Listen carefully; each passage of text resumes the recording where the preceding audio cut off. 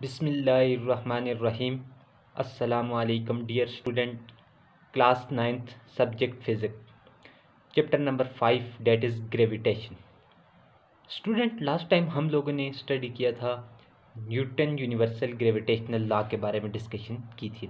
Student, last time हम लोगों ने न्यूटन ग्रेविटेशनल लॉ के मैथमेटिकल फॉर्म को प्रूव किया था, लेकिन इससे पहले हमने स्टूडेंट डिस्कस किया था ग्रेविटेशनल एक्सेलरेशन को, कि हमारे पास ग्रेविटेशनल एक्सेलरेशन क्या होता है। इसको स्टूडेंट हमने कहा था कि Newton according to Newton law के मुताबिक every body in the universe attract every other body, कि हर कायनात के अंदर हर बॉडी दूसरी बॉडी को क्या करती है, अपनी तरफ अट्रैक्ट करती है, एक फोर्स के साथ अट्रैक्ट करती है। उस फोर्स को हमने ग्रेविटेशनल फोर्स का नाम दिया था। उसका लास्ट टाइम हमने उसका मैथमेटिकल फार्मूला ड्राइव कर लिया था कि वो जो ग्रेविटेशनल फोर्स है वो किन चीज़ों पे डिपेंड करती है। फाइनली उसका रिजल्ट हमारे पास आया था कि F gravitational force is equal to capital G m1 m2 divided by R का स्क्वायर। यानी ये आर जो है ये दोनों बॉडीज़ के सेंटर के दरमियान का जो है डिस्टेंस आ जाता है। स्टूडेंट, डिस्कशन में हमने कहा था कि earth attract every body towards its centre. Earth का जो है वो भी हर बॉडी को क्या करती है, अपने सेंटर की तरफ अट्रैक्ट करती है विद ए फोर्स, एक फोर्स के साथ कॉल्ड ग्रेविटेशनल फोर्स। उस फोर्स को हम नाम देते हैं ग्रेविटेशनल फोर्स का नाम देते हैं, कि हर ऑब्जेक्ट को अपने सेंटर की तरफ अट्रैक्ट करती है एक फोर्स के साथ। उस फोर्स को हम नाम देते हैं ग्रेविटेशनल फोर्स। उसके बाद student, the acceleration produce in body due to gravitational force is called gravitational acceleration. Student, हमने कहा था कि ज़र सी बात है, अगर जहाँ कहीं पे हमने जब डिस्कशन स्टार्ट की थी सेकंड चैप्टर में, तो हमने कहा था कि जहाँ पे फोर्स एग्जर्ट हो रही होगी तो फोर्स की वजह से वहाँ पे एक्सेलरेशन, हर सूरत में एक्सेलरेशन बॉडी के अंदर प्रोड्यूस होगा। यानी बॉडी की वेलोसिटी चेंज होगी, बॉडी के अंदर उस वक्त एक्सेलरेशन आ जाएगा। फोर्स जहाँ पे होगी वहाँ पे बॉडी के अंदर एक्सेलरेशन आ जाएगा। तो अब बॉडी पे कौन सी फोर्स लग रही है, यहाँ पे ग्रेविटेशनल फोर्स लग रही है। तो ग्रेविटेशनल फोर्स की वजह से भी बॉडी के अंदर क्या प्रोड्यूस होता है, एक्सेलरेशन प्रोड्यूस होता है, जिसको हम ग्रेविटेशनल एक्सेलरेशन का नाम देते हैं। स्टूडेंट, फॉर एग्जांपल अगर मेरे पास ये एक अर्थ की सरफेस है, अर्थ की सरफेस है, इसके बिल्कुल सेंटर के ऊपर एक ऑब्जेक्ट पड़ा हुआ है, तो इस वक्त इसके ऊपर ग्रेविटेशनल फोर्स जो है वो क्या हो जाएगी, जीरो हो जाएगी। अगर इसको मैं हाइट के ऊपर ले जाता हूं तो हाइट के ऊपर ले जाने से इसके ऊपर ग्रेविटेशनल फोर्स एग्जर्ट हो रही है। अब अगर हम इस सब्जेक्ट को अर्थ से ऊपर की तरफ लेकर जा रहे हैं, फिर भी इसके अंदर ग्रेविटेशनल एक्सेलरेशन मौजूद होगा, लेकिन उसको हम नेगेटिव ग्रेविटेशनल एक्सेलरेशन कहेंगे, क्योंकि वो जो ग्रेविटेशन बॉडी मूव के अंदर जो ग्रेविटेशन एक्सेलरेशन प्रोड्यूस हो रहा है वो फोर्स ऑफ ग्रेविटी के अगेंस्ट मूव करने से प्रोड्यूस हो रहा है। अपवर्ड डायरेक्शन में जाएगा बॉडी तो ग्रेविटेशनल एक्सेलरेशन मौजूद होगा, लेकिन नेगेटिव ग्रेविटेशनल एक्सेलरेशन बोलेंगे। लेकिन इसी तरह से एक ऑब्जेक्ट को हम वर्टिकली ऊपर से नीचे की तरफ छोड़ देते हैं तो वो नीचे की तरफ अर्थ की तरफ मूव करता है due to the force of gravity. उस वक्त भी उसके अंदर एक्सेलरेशन प्रोड्यूस होता है। उस एक्सेलरेशन को हम पॉजिटिव ग्रेविटेशनल एक्सेलरेशन कंसिडर करते हैं। तो फोर्स ऑफ ग्रेविटी की वजह से जो बॉडी के अंदर एक्सेलरेशन प्रोड्यूस होता है that is called gravitational acceleration. तो स्टूडेंट, नेक्स्ट पॉइंट ये भी है कि ये जो बॉडी के ऊपर ग्रेविटेशनल फोर्स एग्जर्ट होती है, यही फोर्स एक्चुअली बॉडी का वेट बनाती है। यानी बॉडी पे जितनी ग्रेविटेशनल फोर्स लग रही है इतना ही बॉडी के अंदर बॉडी का वेट आ जाता है। यानी ग्रेविटेशनल फोर्स जो लगती है, F gravitational force that is equal to weight of the body, that is F gravitational force is equal to weight of the body आ जाता है। स्टूडेंट, अब हम इस बात में इंटरेस्टेड हैं कि अगर एक ऑब्जेक्ट हमारे पास अर्थ की सरफेस के ऊपर पड़ा हुआ है तो उस ऑब्जेक्ट को हम उठा के हाइट पे ले जाएं, हाई एटीट्यूड पे ले जाएं, तो उसके ऊपर ग्रेविटेशनल एक्सेलरेशन जो होगा, ग्रेविटेशनल एक्सेलरेशन उसकी वैल्यू कम होगी या हमारे पास ज़्यादा होगी। तो आज के हमारे जो टॉपिक है variation of G with attitude, यानी हमारे पास जी के अंदर वेरिएशन आना, जी की वैल्यू कम इंक्रीज करे या डिक्रीज करे, किसके साथ, एटीट्यूड के साथ। हाई ऊंचाई के ऊपर ले जाएं ऑब्जेक्ट को, अर्थ की सरफेस से हम हाइट के ऊपर ले जाएं, ऊंचाई के ऊपर ले जाएं, तो हमारे पास जो जी की वैल्यू उसके कम होगी या ज़्यादा होगी। तो इसको डिस्कस करने जा रहे हैं स्टूडेंट। तो हमारे पास है the value of acceleration due to gravity is 9.8 metre पर second square on the surface of earth. ये हम कहते हैं कि ये जो हमारे पास एक्सेलरेशन प्रोड्यूस होते हैं due to the force of gravity, जिसकी वैल्यू हमारे पास होती है 9.8 मीटर पर second square on the surface of earth. Surface के अर्थ के ऊपर इसकी हमारे पास ग्रेविटेशनल एक्सेलरेशन की जो वैल्यू होती है, कैलकुलेटेड वैल्यू है, वो है 9.8 मीटर पर second square on the surface of earth है। But this value decreases as we go up from surface of earth at height at, लेकिन ये हाइट एच पे जाने से हमारे पास ये जो वैल्यू है ग्रेविटेशनल एक्सेलरेशन की 9.8, ये वैल्यू डिक्रीज कर जाती है। कब? जब हम अर्थ की सरफेस से ऊपर की तरफ ऑब्जेक्ट को उठा के ले जाते हैं, यानी अर्थ की सरफेस से ऑब्जेक्ट को हाइट पे ले जाते हैं, उसकी हाइट जब एच हो जाती है, हाइट एच पे ऑब्जेक्ट को ले जाते हैं, तो हाइट इंक्रीज करने से हमारे पास जो ग्रेविटेशनल एक्सेलरेशन की वैल्यू होती है डेट इज 9.8, वो क्या करना शुरू करती है? डिक्रीज हो जाती है। यानी ऑब्जेक्ट को हाइट पे ले जाते हैं तो ग्रेविटेशनल एक्सेलरेशन की वैल्यू हमारे पास क्या होती जाती है? डिक्रीज होती जाती है। It mean value of G decreases at high attitude, यानी जी की जो वैल्यू है वो हाई एटीट्यूड पे जाने से, ऊंचाई पे जाने से, हाइट पे जाने से हमारे पास जी की वैल्यू क्या होती जा रही है?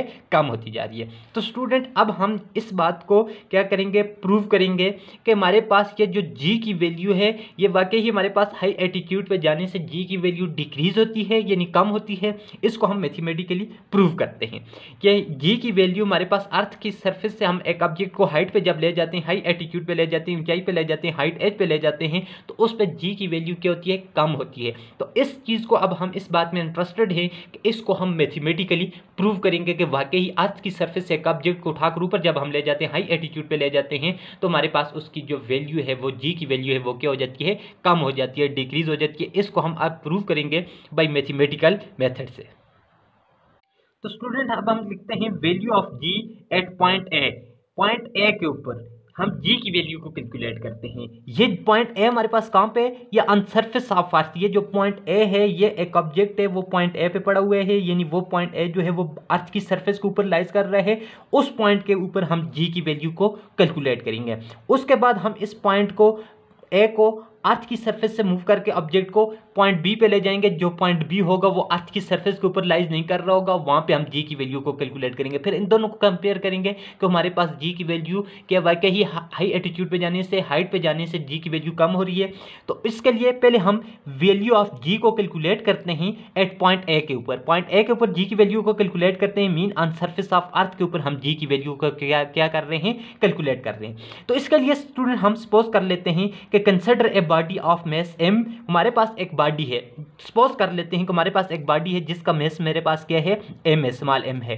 प्लेस्ड ऑन सरफेस ऑफ अर्थ, उसको हमने रखा हुआ है अर्थ की सरफेस के ऊपर रखा हुआ है एट पॉइंट ए। अर्थ की सरफेस के ऊपर पॉइंट ए के ऊपर उस ऑब्जेक्ट को हमने क्या किया हुआ है? रखा हुआ है। एक ऑब्जेक्ट है जिसका मास m है, उसको अर्थ की सरफेस के ऊपर हमने प्लेस्ड किया हुआ है। तो स्टूडेंट मैंने सपोज कर लिया कि मेरे पास ये एक अर्थ सरफेस से ये पूरी अर्थ आ जाती है, ये अर्थ का मेरे पास सेंटर पॉइंट आ जाता है, और इस सेंटर से लेकर इस अर्थ के इस पॉइंट तक जो डिस्टेंस है वो रेडियस ऑफ अर्थ के बराबर है। यानी ये पॉइंट वो पॉइंट है अर्थ के पोल पे, ऐसा पॉइंट है जहां से सेंटर से लेकर इस पॉइंट तक जो डिस्टेंस बनता है वो अर्थ का रेडियस आ जाता है। ये मेरे पास अर्थ है, और इसी पॉइंट के ऊपर मैंने सपोज किया कि मेरे पास ये जो पॉइंट ए है, इसी के ऊपर एक मैंने और ऑब्जेक्ट अर्थ की सरफेस के ऊपर रखा हुआ है जिसका मास मेरे पास m है, और ये पॉइंट ए पे है। अब इस पॉइंट ए को हमने इस तरह से चूज किया हुआ है कि इसका इस पॉइंट से एक पॉइंट से लेकर बॉडी अर्थ के सेंटर तक जो डिस्टेंस है वो रेडियस ऑफ द अर्थ के बराबर है, और ये मेरे पास होल अर्थ है, और ये ऑब्जेक्ट जिसका मास m है ये पॉइंट ए के ऊपर है, और पॉइंट ए ऐसा पॉइंट है जिसका अर्थ से डिस्टेंस जो है वो रेडियस ऑफ द अर्थ के बराबर है। तो स्टूडेंट अब अर्थ जो है इस मास के ऊपर फोर्स लगा रही है, इनके दरमियान ग्रेविटेशनल फोर्स मौजूद है। तो now the gravitational force between the mass and earth is given by, gravitational force किसके दरमियान? मास m के ऑब्जेक्ट जिसका मास m और अर्थ के दरमियान जो ग्रेविटेशनल फोर्स मौजूद है। स्टूडेंट यहाँ पे मैं कंसिडर कर लेता हूँ कि अर्थ का मेरे पास मास कैपिटल me है मास, लेकिन इस ऑब्जेक्ट का मास मेरे पास स्मॉल है। इन दो के दरमियान ग्रेविटेशनल फोर्स जो मौजूद होती है मेरे पास, gravitational force F gravitational force between mass m and earth that is equal to F gravitational force capital G m।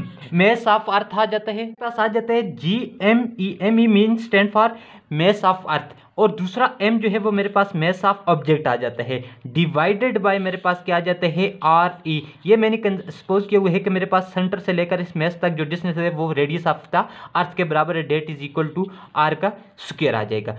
अब इसको मैं कह देता हूँ इक्वेशन नंबर मेरे पास 1 आ जाती है। ये ग्रेविटेशनल फोर्स मैंने कैलकुलेट कर ली।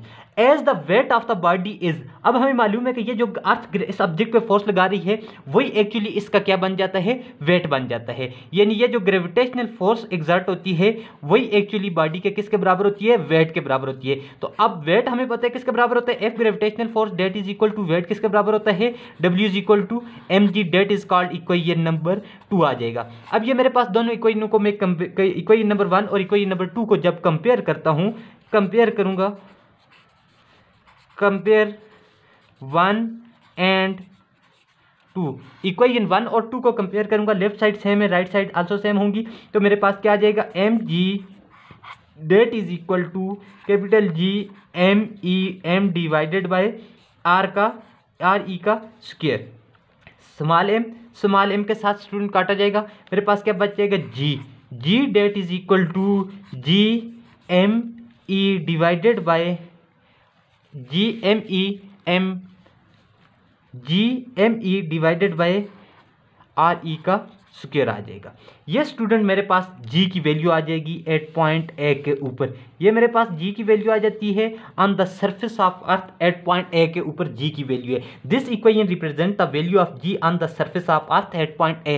लेकिन ये स्टूडेंट हमें ये इक्वेशन शो करती है कि जो ग्रेविटेशनल एक्सेलरेशन की वैल्यू है वो किसके साथ, मेस ऑफ अर्थ के डायरेक्टली प्रोपोर्शनल है, मेस ऑफ अर्थ के डायरेक्टली, लेकिन वो किसके साथ, मेस अर्थ का जो डिस्टेंस है, रेडियस है, यानी उस ऑब्जेक्ट से लेकर उस ऑब्जेक्ट, जिस ऑब्जेक्ट पे ये ग्रेविटेशनल एक्सेलरेशन प्रोड्यूस हो रहा है वहां से लेकर अर्थ के सेंटर का दरमियानी जो डिस्टेंस है that is radius of the अर्थ, उसके साथ क्या है, इनवर्सली प्रोपोर्शनल है।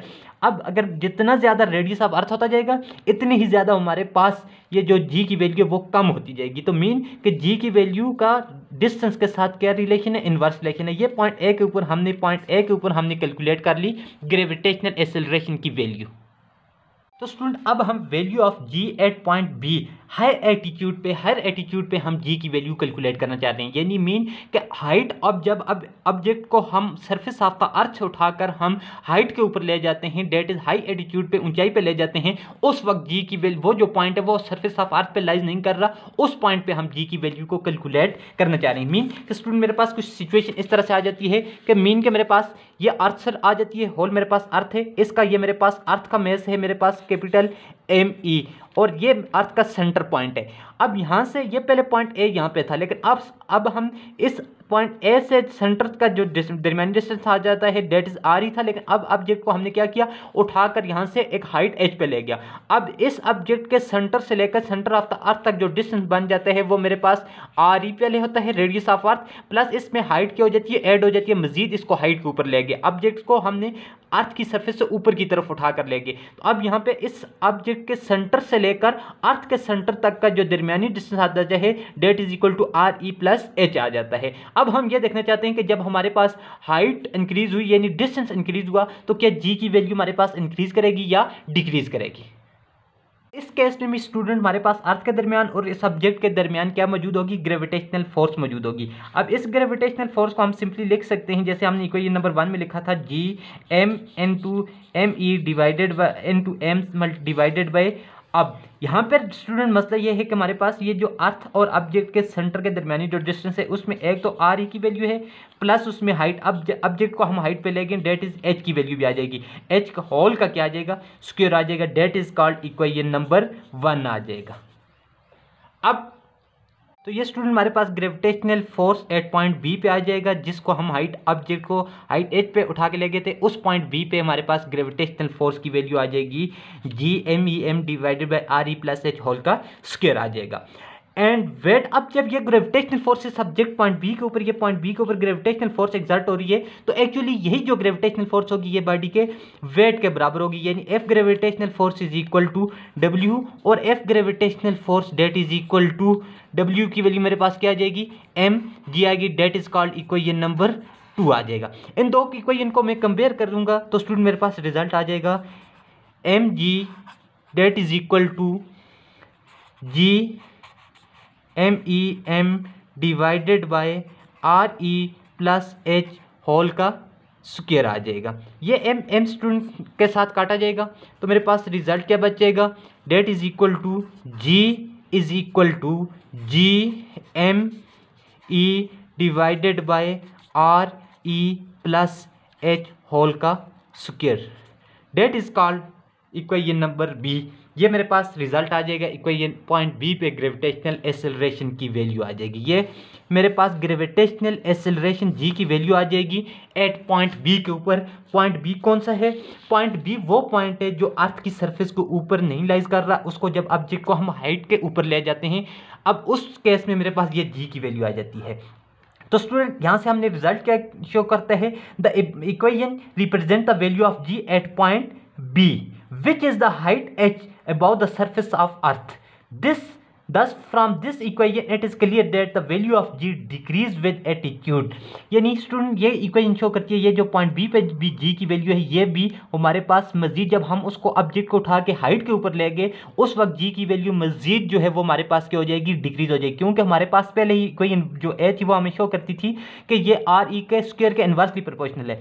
जी अगर जितना ज़्यादा डिस्टेंस होता जाएगा जी की वैल्यू उतनी ही कम होती जाएगी। अब जब पहले ही कम था, मजीद उसको हाइट के ऊपर ले गए, तो अब आर ई प्लस एच से मजीद ये वैल्यू इंक्रीज हो जाएगी। ये वैल्यू इंक्रीज होने से जी की वैल्यू मजीद क्या होती जाएगी? डिक्रीज, क्योंकि पहले सिंपली ही आर ई के साथ भी उसका इनवर्स रिलेशन था, आर ई के स्क्वायर के इनवर्सली प्रोपोर्शनल थी जी की वैल्यू। अब आर ई में मजीद एच ऐड हो गया, एच ऐड होने से मजीद की ये वैल्यू बहुत ज़्यादा होगी, ये वैल्यू बहुत ज़्यादा होने से जी की वैल्यू हमारे पास क्या हो जाएगी? बहुत ही कम हो जाएगी। तो इससे साबित क्या होता है कि अब जब पॉइंट ए पे जो जी की वैल्यू थी उसको जब हम ऑब्जेक्ट को उठा के हाइट एच के ऊपर ले गए, तो वहाँ पे जी की वैल्यू पॉइंट ए की निस्बत जो है, अगर दो इक्वेशन को कंपेयर करें तो जी की वैल्यू पॉइंट बी के ऊपर मजीद क्या होती जाएगी? कम होती जाएगी। तो पॉइंट ए और बी के मुकाबले में ए पॉइंट के ऊपर जी की वैल्यू क्या थी? सबसे ज़्यादा, लेकिन पॉइंट बी के ऊपर जी की वैल्यू क्या है? कम है, क्योंकि डिस्टेंस में मजीद एच की वैल्यू क्या हो जाती है? ऐड हो जाती है। तो एच की वैल्यू ऐड होने से ये होल रिजल्ट, होल जो टर्म मेरे पास बनती है R E plus H, whole जो वैल्यू है वो ज़्यादा हो जाएगी, जिसका जी के साथ इन्वर्स रिलेशन है। तो इससे साबित ये हुआ स्टूडेंट कि जब किसी भी ऑब्जेक्ट को हम अर्थ की सरफेस से ऊपर हाइट के ऊपर लेके जाते हैं तो हमारे पास जी की वैल्यू जो है वो क्या होती जा रही है? डिक्रीज होती जा रही है, बिकॉज कि जी की वैल्यू जो है वो मेरे पास डिस्टेंस के साथ इनवर्स रिलेशन है। तो डिस्टेंस इंक्रीज करता जाएगा तो डी की वैल्यू, मेरे पास जी की वैल्यू क्या होती जा रही है? कम होती जा रही है। तो अब हम कह सकते हैं, अब दूसरी बात स्टूडेंट ये भी है कि हमारे पास जी की वैल्यू एट अर्थ सरफेस के ऊपर क्या हो जाती है? At earth surface, at earth surface, earth की सरफेस के ऊपर जी की वैल्यू किसके बराबर आएगी? जीरो के, बिकॉज के स्टूडेंट हमारे पास रिलेशन जो है वो बनता है, रिलेशन मेरे पास बनता है F gravitational force is equal to F gravitational force that is equal to GM1 M2 Newton law divided by R का स्क्वायर है। अब आर का स्क्वायर मेरे पास, अगर आर हम सेंटर पे लेते हैं तो आर की वैल्यू किसके बराबर आती है? जीरो के बराबर आती है। आर की वैल्यू जीरो यहाँ पुट करेंगे तो एफ ग्रेविटेशनल फोर्स भी जो है वो मेरे पास क्या आ जाएगी? जीरो आ जाएगी। तो स्टूडेंट इट मीन कि हमारे पास जी की वैल्यू एस अर्थ सरफेस के ऊपर क्या होती है? जीरो होती है, लेकिन जो ही अर्थ से मजीद इसको हाइट के ऊपर ले जाते जा रहे हैं तो जी की वैल्यू डिक्रीज होती जा रही है। तो value of G at moon is 1/6 time 1 divided by 6 time that of the earth. यानी अर्थ से अब अगर किसी ऑब्जेक्ट को हम मून के ऊपर ले जाएं तो उस पे जी की वैल्यू 1 डिवाइडेड बाई 6 टाइम जो होती है वो क्या होती जा रही है? कम होती जा रही है। अर्थ के मुकाबले में मून के सरफेस के ऊपर जी की वैल्यू जो है ग्रेविटेशनल फोर्स की वैल्यू या ग्रेविटेशनल एक्सेलरेशन के लिए 1 डिवाइडेड बाई 6 टाइम कम होती जा रही है। तो इट मीन कि हमारे पास जी की वैल्यू को जब हम ऑब्जेक्ट को हाइट के ऊपर ले जाते हैं तो वो हमारे पास जी की वैल्यू क्या करती है? डिक्रीज करती है। ये हमने मैथमेटिकली प्रूव कर लिया। तो स्टूडेंट आज के हमने ये टॉपिक पढ़ा कि हमारे पास जी जो ग्रेविटेशनल फोर्स जो है अर्थ में हर ऑब्जेक्ट दूसरे ऑब्जेक्ट को अपनी तरफ अट्रैक्ट करता है, इसी तरह से अर्थ भी हर ऑब्जेक्ट को, हर दो ऑब्जेक्ट के दरमियान ग्रेविटेशनल फोर्स मौजूद होती है। इसी तरह से अर्थ भी हर ऑब्जेक्ट को अपने सेंटर की तरफ अट्रैक्ट करती है एक फोर्स के साथ। उस फोर्स को हम नाम देते हैं ग्रेविटेशनल फोर्स का नाम। और ये जो ग्रेविटेशनल फोर्स की वजह से बॉडी के अंदर जो एक्सेलरेशन प्रोड्यूस होता है that is called gravitational acceleration की वजह, इसे हम ग्रेविटेशनल एक्सेलरेशन का नाम देते हैं। अब दूसरी बात यह है कि ये जो ग्रेविटेशनल एक्सेलरेशन है, ये जो ग्रेविटेशनल एक्सेलरेशन है, ग्रेविटेशनल एक्सेलरेशन ग्रेविटेशन फोर्स की वजह से प्रोड्यूस हो रहे हैं। अब अगर एक ऑब्जेक्ट ग्रेविटेशन फोर्स की वजह से डाउनवर्ड अर्थ की तरफ मूव कर रहा है तो उसके अंदर ग्रेविटेशनल एक्सेलरेशन पॉजिटिव है, और अगर ऑब्जेक्ट से ऊपर की तरफ अर्थ के ऊपर की तरफ मूव कर रहा है, ग्रेविटेशन फोर्स के अगेंस्ट मूव कर रहा है, तो उस वक्त ग्रेविटेशनल एक्सेलरेशन की वैल्यू को हम नेगेटिव लेते हैं, और ये जो ग्रेविटेशनल एक्सेलरेशन है इसकी वैल्यू होती है 9.8 मीटर पर सेकंड स्क्वायर होती है। अब स्टूडेंट बिल्कुल अर्थ का इधर सपोज करें कि एक पॉइंट है, अर्थ का सेंटर हम माने, उस पे ग्रेविटेशनल एक्सेलरेशन की वैल्यू क्या होगी, जी की वैल्यू जो हो जाएगी वो हमारे पास 0 हो जाएगी। लेकिन अर्थ की सरफेस से जो ऑब्जेक्ट को हम ऊपर की तरफ लेकर जाते जाएंगे तो डिस्टेंस क्या होता जाएगा, ज्यादा होता जाएगा, उसमें R E radius of earth plus उसमें हाइट की वैल्यू भी इंक्रीज होती जाएगी, तो जी की वैल्यू क्या होती जाएगी, कम होती जाएगी। तो हम कह सकते हैं कि एट हाई एटीट्यूड पे हमारे पास ऊंचाई के ऊपर जी की वैल्यू क्या होती जा रही है, कम होती जा रही है। लेकिन जो जो आर की वैल्यू कम होगी तो जी की वैल्यू ज्यादा होगी। तो वेरिएशन ऑफ जी का मतलब यह है कि एट हाई एटीट्यूड के ऊपर जी की वैल्यू क्या होती जा रही है, कम होती जा रही है। तो यह आज हमने मैथमेटिकल प्रूव किया। तो स्टूडेंट आपने इसके मैथमेटिकली ये दोनों इक्वेशन ड्राइव करके, ये आपका होमवर्क है, आपने दोनों इक्वेशन को मैथमेटिकल ड्राइव करना है। और स्टूडेंट इसके साथ जो नेक्स्ट पेज पे gravitation variation of G with altitude के साथ जो न्यूमेरिकल है वो आपने सॉल्व करना है समझ के। Thanks student.